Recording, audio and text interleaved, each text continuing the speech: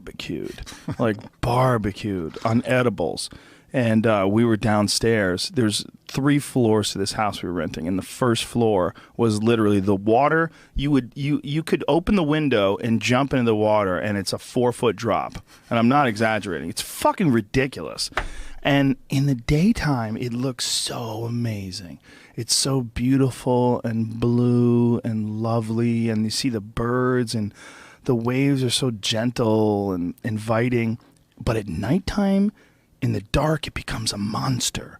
A giant, dark, black, uncaring beast that will swallow you whole and not give a fuck. It's absorbed 1 billion people before you. It'll absorb you just as easy. And you realize the true nature of it when it's dark. When it's dark, you go, oh, this is like another world. It's like as if you could get a high rise, and that high rise could like hit the edge of an alternative galaxy. It's like if you could like climb on top of your roof and throw rocks into the event horizon of a black hole, and they would disappear into another galaxy. That's almost what it's like. It's like it's another world. Yeah, and the farther you get out into the deep, the crazier it gets, right? Because there's no limit on the depth. Yeah, you know, you're going over one of those chasms that are miles deep, and they have no fucking idea what animals are in there. Yeah, and that's where these ideas of these krakens, these beasts of the deep, would come, because it plays with our subconscious. It's outer space, but in our planet and underneath us in the water. You know, so you're just looking at this like, man, something could definitely come up there and eat me. Especially, you don't have enough vitamin C, you're getting too much sun, you're a little delirious. Yeah. Then all of a sudden you're fucking seeing mermaids and sea monsters and shit. Yeah. Yeah. They've found Kraken suction cups. What do they call those things? What do they call the suction cups? Suckers, on the tentacles? I think it's just suckers. They found them in fossilized form, but that would indicate something that's well over 100-foot octopus. So that was a real animal at one point in time. Yeah. So this idea of the problem with those things is when they die, they just die. Like they're a soft tissue animal. All they have is a beak, and that gets absorbed by the ocean too. So there's virtually no evidence other than these fossilized suction cups that they found. But when they found them, they went, holy shit. Because you're talking about, like fucking garbage can lids that are suction cups. Yeah. And you just think like, well, how big is the fucking tentacle, man? Jesus Christ. It's like an aggressive garbage disposal, what that is. All the tentacles grab everything that is soft enough to get chomped by that beak. Grab it, push it in. And smart as fuck. And fast. Well, there was another article recently where these scientists were saying that essentially octopuses are aliens. There is nothing like them. They have more chromosomes than any other observed animal. They're different than any observed animal. Besides cuttlefish, their ability to rapidly adapt and camouflage themselves to their environment is unprecedented. They change their texture. They change what they look like.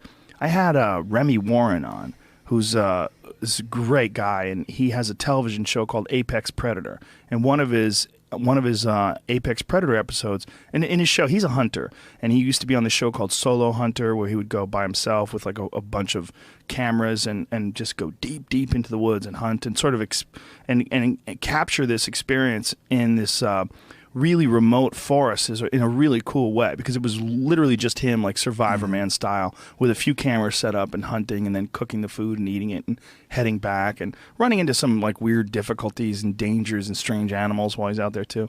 But he did an episode on octopus, and he came in and was talking to us about it, and it fucking blew my mind. I had no idea. Yeah. I was 47, 48 years old. I had no idea that a fucking octopus could do that. They can change like that, instantaneously. I think I've told this story on here before, but I got to see one in Fiji and watch this Fijian man hunt it, and it was one of the craziest experiences ever. He was flowing over the coral, and just like you said, half of his body would be one color, half the other color. It was that fast. It wasn't like it waited, because we have anoles and chameleons in Texas. Right. They plant somewhere and there's some weird color that they're not supposed to be, and then eventually they turn into brown for tree bark or green for the leaves or whatever they're at. But not an octopus, man. That shit is instantaneous. And and when he was fighting it, so he eventually like goes down there, jams his hand in there, and the octopus bites him. There's blood in the water. It was this crazy struggle. But eventually he jams his hand back in there, pulls the octopus out, And when he was fighting with the octopus on the surface, the octopus knew to go for his airway. Like it was kept wrapping its tentacles around his mouth and his nose as he was trying to get this thing off his head. Like it knew exactly what it was doing. It was pulling off. So he eventually wrestles his snorkel free and starts beating it to get it to calm down. And he brought it to the shore and barbecued it. Now, everybody else was just fucking horrified at this show because it was completely savage. I mean, it was the octopus trying to choke the airway of this primate, and this primate being stronger and more determined and using his snorkel as a bludgeon to kill it, and so he could eat it. I think I like octopus. It's delicious, but I think I might back off that.